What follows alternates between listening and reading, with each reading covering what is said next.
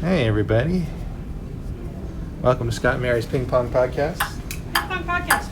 Table tennis talk. Table tennis talk. Table tennis talk number 4. Maybe. Right. We'll do some research on that. Oh, knuckle. Sorry. Come back. Today we're sponsored by Darts. $4.49. Only downstairs at Sears in Torrance, ladies and gentlemen. They had some fancier ones for that you could like change out the different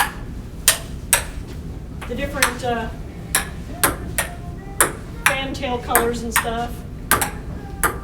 Ooh, But I was going for fancy. small and portable today. So we were out looking at furniture yesterday, and we were trying to pick out chairs for our upstairs art gallery room, which you're all welcome to come and see. We found, basically we were trying to decide with our butts. And you'd say, well, is that a weird sex thing? No. It was, Don't buy a chair you haven't sat in. I'm sure you haven't sat in, find the one that's most comfortable. And so we found one at Bob's Furniture, with kind of a Dodger blue pattern with like crosshatch X marks, kind of faded, for $2.99. And it was really comfortable and really. And your choice of fabrics is One blue the crosshatch. one as shown.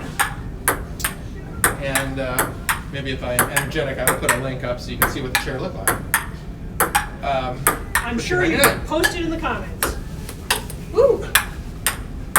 That's nice. Perfectly comfortable chair, a little ugly. Fabric was not really tore quite not there. And so we're thinking about maybe a 4-person seating group in the middle of the room, and it's kind of an armchair. You know what those look like? Kind of a upholstered, not like a dining chair, but like More like a wing chair, but without the giant, side wings. Up high, just low. $2.99. So, and this isn't exactly in the right order, but works for the story's purposes. We found one at Living Spaces for $4.50 that, you could get in one of 100 fabrics. And so we started looking through the fabrics and found some textured ones, and we found some smooth ones, some soft, squishy kind of materials, and some ones with kind of 3-dimensional puffaging. I don't know if that's a word. Some colors that would be muted and blend in, some colors that would stand out and make a statement. All kinds of choices. So we bought 5 buttons by Alexander Calder. They're all kind of a pewter color. But then we had our framer put them on backgrounds, 5 different colored backgrounds, to kind of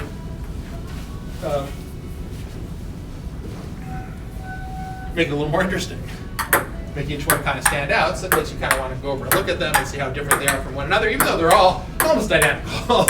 They're not exactly. They're all handmade, so they're all a little unique. And so we thought, well, we got these 5 colors of backgrounds on our Calder piece, maybe we could match the chair's colors to that. So there's an orange one, a yellow one, a red one, a green one, and a blue one. And then, of course, the problem is I took a picture of it. The colors didn't exactly match in the fabrics that they had. Specifically, we had problems with the red because they were coming out more orange. We already had an orange. Or they were coming up kind of burgundy wine color, maroon instead of red. So skip ahead a little bit to today when we were looking online at the ones they had available, and they did have a nice red. And so I went to click on it to see if we could buy it, and they said, no, it's out of stock, that particular fabric. Which may be why we didn't see it in the fabric swatch book, because it's out of stock. The bigger problem was this. The books have, let's say, 50 or 60 fabric samples in them.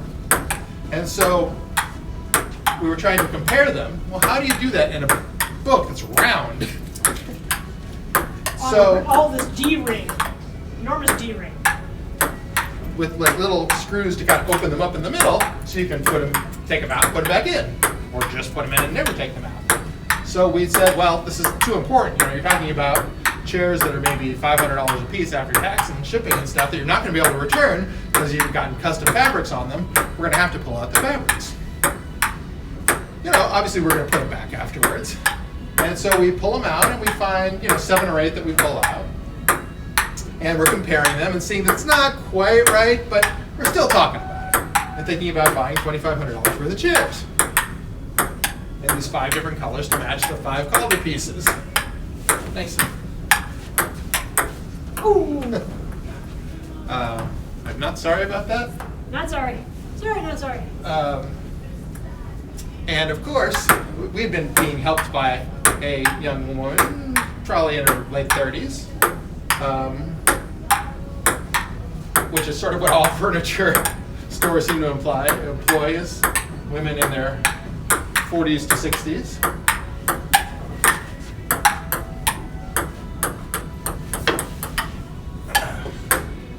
And so the woman who brought it over was nice. It wasn't really bothering us. Wasn't paying any attention because we'd already spent 20 or 30 minutes looking through this stuff.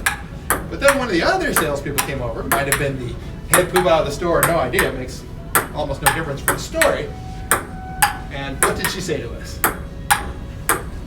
You're not really supposed to take those out of the D-rings. I said, okay. They're alphabetical. They're alphabetical. You need to put them back where you found them. I said, uh-huh. And it wasn't like she was saying, hey, when you're done, would you mind putting those back in? Sometimes at a store, we will bump into stuff, and that stuff will fall on the floor. And sometimes you'll pick it up, and sometimes you won't. And what we'll say is, jobs! When you don't pick it up. When you don't pick it up, because you're just giving the employees something to do and keeping more people involved instead of scanners, because scanners can't put away stuff. So, I was a little shocked by the behavior of this particular saleswoman / whatever, because she was kind of rude. She wasn't saying, hey, can I help you buy $2,500 worth of furniture? She was saying, here, let me help you organize those so they'll be easier to help put back when you're done. She was saying, you are making my life worse by being here and shopping and organizing your choices in a way that you can approach them and so that you can buy product from us, is how I took it.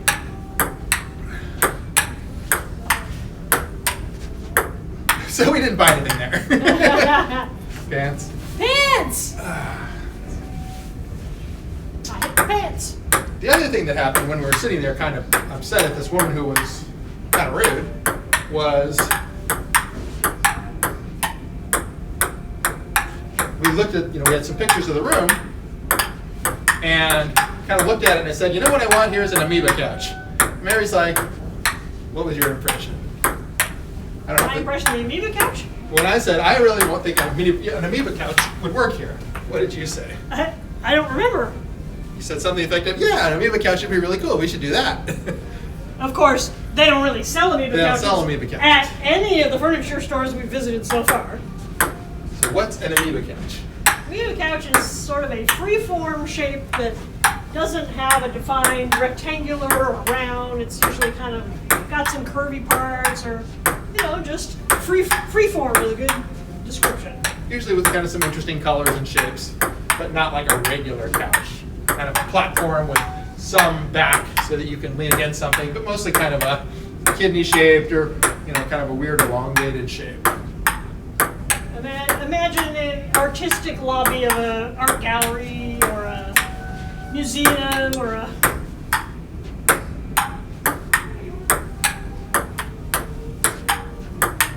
cafe, if you will. Well, you see them a lot at airports and in mall sort of lobby areas, gathering areas where people can just kind of sit down on them. There's some interesting Ottoman-type benches here at Alamo. They don't have backs, but they're kind of interesting to look at. The new ones that they put down near the Din Tai Fun restaurant entrance.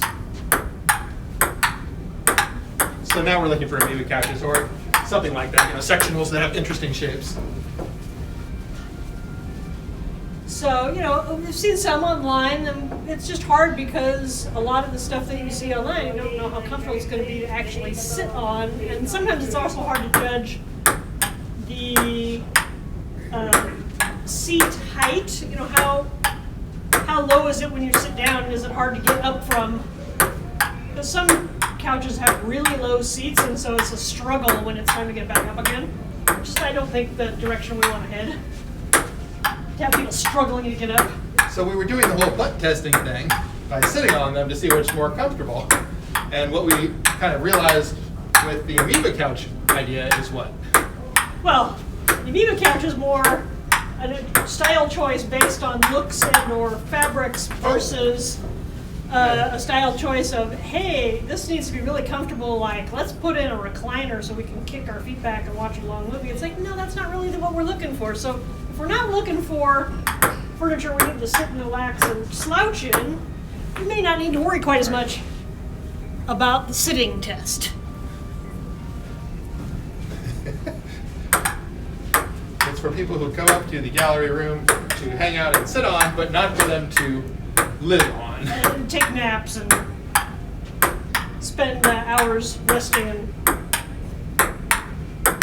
Oops, sorry. Oh, nice. Sorry, ladies and gentlemen, as we get too involved in our swift ping-ponging. Ah! Sometimes we play ping pong. Sometimes we actually do play ping pong. We have to apologize to you, ladies and gentlemen, for playing ping pong while we're playing ping pong. So we decided that maybe it really doesn't matter what it feels like to sit on, because it's really just for looks. Now, in our living room, that may be a different issue, but because we may be sort of sitting there every night kind of a thing, whereas in the gallery, it's sort of more of a... Well, so tell them Just where place to some sit of down. the interesting places that you have found free-form furniture. I was looking on Wayfair, and the search term is kind of weird. Kidney-shaped seemed to kind of help. Free-form. I think. Freeform worked to a certain degree, and you can do it two ways. One with freeform is one word, and one with freeform is two words, F-R-E-E space F-O-R-M. But a lot of times it'll just be a regular couch that they'll put up. It'll just sit. Thanks. It's a one-to-one.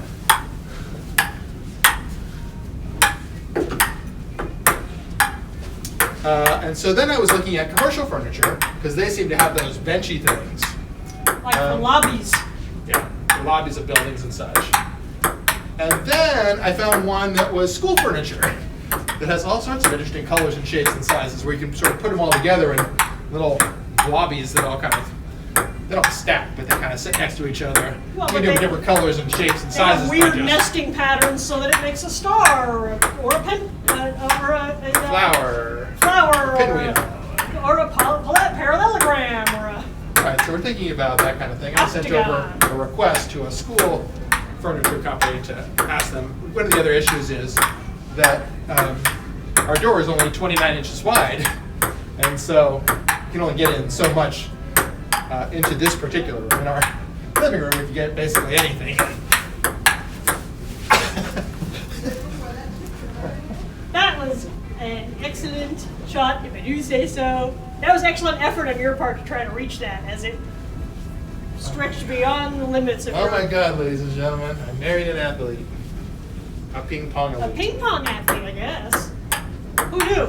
Well, you had one growing up, or your parents got that later? No, I had one growing up. I did not. I was a have one growing kid, up. but yes, I did have ping pong in my life as a child. Wild Blue Yonder, ladies and gentlemen. Woo! Yeah, but I got to bounce back. I talked to Jacob today, and he's going to come home over the weekend, I think, at least for a few hours, and help us get the Dodger ticket of the year pricing together. Basically, we price our Dodger season seats for sale to our friends and family, etc., as our cost, but some are higher and some are lower, so it averages out to our cost. So some are better deals, like nights we can't go, we'll put at a lower price, and nights we really want to go, we'll put at a higher price, and if somebody wants to buy them, fine. And they sort of offset each other. Also, it puts a higher value on certain nights and certain components like bobblehead nights, because if we price them all flat, then somebody could come along and pick every single one of our bobblehead nights, which are the best sellers, and we would be left with all the day game businessman 12-10 on a Wednesday starts, Which we hope is your favorite. which never sell, by the way. Unless you want them. in which Nobody case we're ever wants happy those. to have you purchase them from us. They'll be at a good deal. We're not a big fan of day games, but some people love day games. Wednesday day games in August are my favorite. Woohoo! Well, but you got to be positive, otherwise people are going to think they shouldn't buy those. That's true, but I don't like day games. Some people do. They like to go out and get their tan on. It's not my thing. Anyway, Jacob, as part of his economics study and his computer science study, helped us last year with setting our pricing. It's kind of fun working with him. I don't know whether it worked better or worse than the previous year, but everything changes every year because wins and losses change, and the schedule, and who their opponents are, and who plays on a weekend, and who plays on a weekday, and what time they start at, all change every year. And So, 2017 and 2018 we had World Series appearances, and in 2019 we didn't. so And 2020 is All-Star game. All-Star Game in LA. No, we don't have any tickets. It's not that we aren't using them. They haven't even offered They them to us they yet. do not come with our season ticket package, and they have not been offered to us yet. So we don't know what's going on with that. And we're supposed to be in Germany anyway. Because Sabrina's going to be in Berlin performing in the Zauberflöte, Where's Zauberflöte? the magic flute in German, as opposed to the magic flute, which she's going to be performing in English, except with German music parts. They have talking in the magic flute too, which will be in English, but the music will be in German. So we don't know if we're going to get to go to the All-Star game at all. I talked to Sabrina. She had her first week of school last week. She went to a party on Saturday with her friends, and she said she was the designated sober.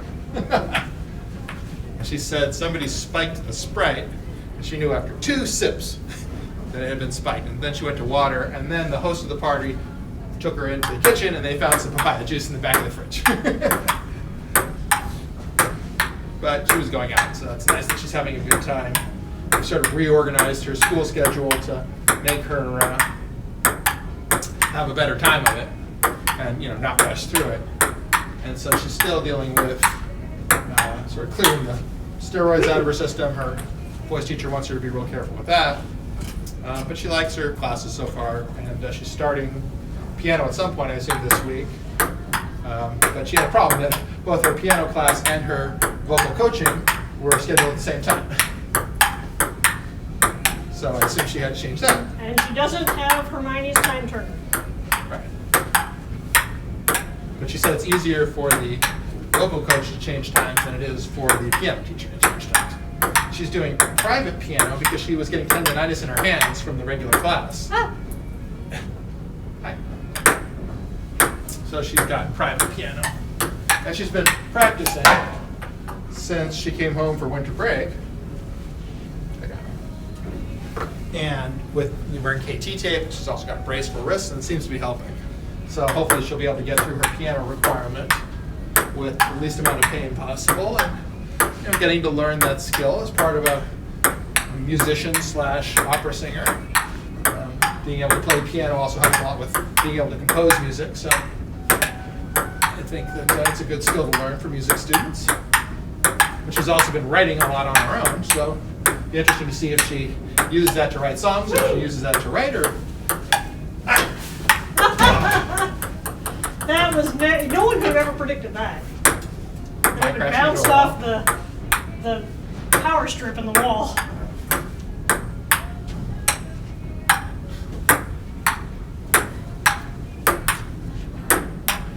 Oh, missed the table. All right, ladies and gentlemen, I think this is the final volley. Oh boy! I hope you've enjoyed our show. Please like, comment, and share. I will be hilariously entertained by the first person who actually does share. Besides me. Besides you. I don't care because I'm in it. We fixed the audio problems, hopefully, just by turning it up in post-production. Thanks to Steve Schlesinger. He has to help with my diction. I'm sure I mumble sometimes. Oh, pants! Hope you've had a marvelous time tonight. Dun, bum, bum, bum. Thanks for watching, everybody. I'll see you next time. See you next time. Sponsored by Darts. Darts!